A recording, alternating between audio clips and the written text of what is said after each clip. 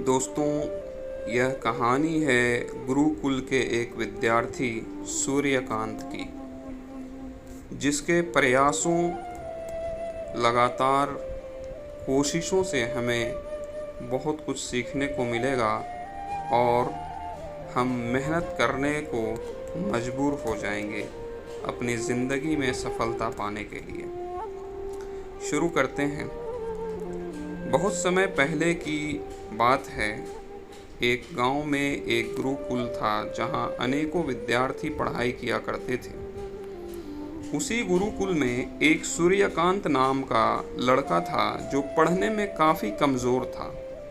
उसे कुछ भी समझ में नहीं आता था, जिस कारण उसके सहपाठी हमेशा उसका मजाक उड़ाया करते थे। एक दिन गुरुकुल के गुरुजी सभी विद्यार्थियों की परीक्षा लेने के लिए उन्हें अगले दिन एक पाठ याद करके आने को कहा।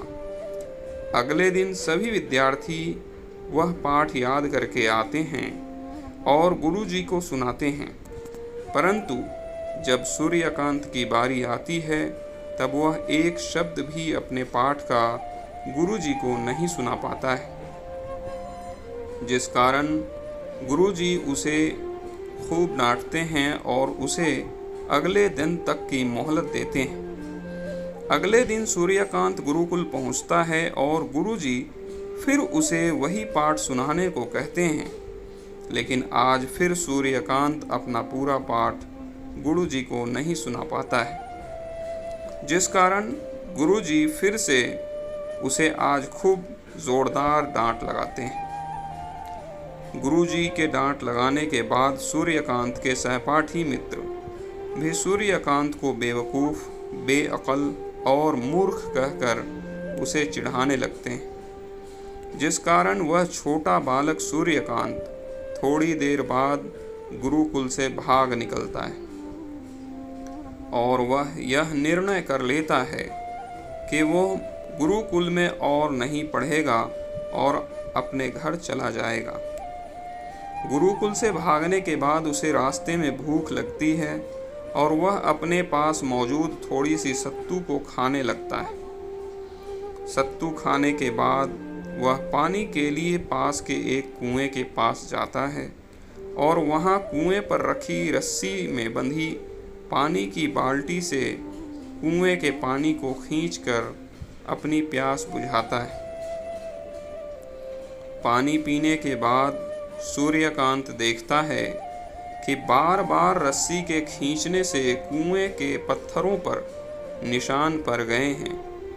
तब सूर्यकांत को अपने गुरुकुल की बात याद आती है और वह सोचता है कि बार बार खींचने से अगर एक कोमल रस्सी से पत्थर पर निशान पड़ सकते हैं, तो क्या मैं बार बार प्रयास करके अपना पाठ याद नहीं कर सकता? इसके बाद सूर्यकांत अपने घर जाने का विचार छोड़ देता है और पुनः अपने गुरुकुल लौट जाता है। गुरुकुल पहुंचने के बाद सूर्यकांत अत्यंत मन लगाकर बार बार लगातार प्रयत्न कर अपने पाठ को याद करता है और अंत में उसे कंठस्थ कर लेता है और बाद में अपने गुरुकुल की परीक्षा में सबसे अधिक अंकों से उत्तीर्ण होता है। कहानी से हमें सीख मिलती है दोस्तों कि बार बार प्रयत्न करने और जिंदगी में कभी भी हार न मानने की प्रेरणा ये कहानी हमें देती है। जिस प्रकार रस्सी के बार बार प्रहार से कठोर पत्थर भी कट जाते हैं, ठीक उसी प्रकार अगर हम बार बार प्रयत्न करें तो किसी भी लक्ष्य को पा सकते हैं। इसलिए हमें निरंतर, लगातार, बार बार प्रयास करना नहीं छोड़ना चाहिए। ये सफलता की निशानी है, लेकिन हम थोड़ा सा प्रयास और उसके बाद अगर हम फेल होते हैं तो हम प्रयास करना ही छोड़ देते हैं। दोस्तों, मेरी ये पूरी कहानी ध्यानपूर्वक सुनने के लिए आप सभी का बहुत बहुत शुक्रिया। यदि आपने मेरे इस चैनल पर पहली बार आए हैं तो कृपया इस चैनल को सब्सक्राइब कर लें और बेल आइकन को भी दबा दें ताकि इस तरह की और कहानियों का नोटिफिकेशन सबसे पहले आप तक पहुंच सके।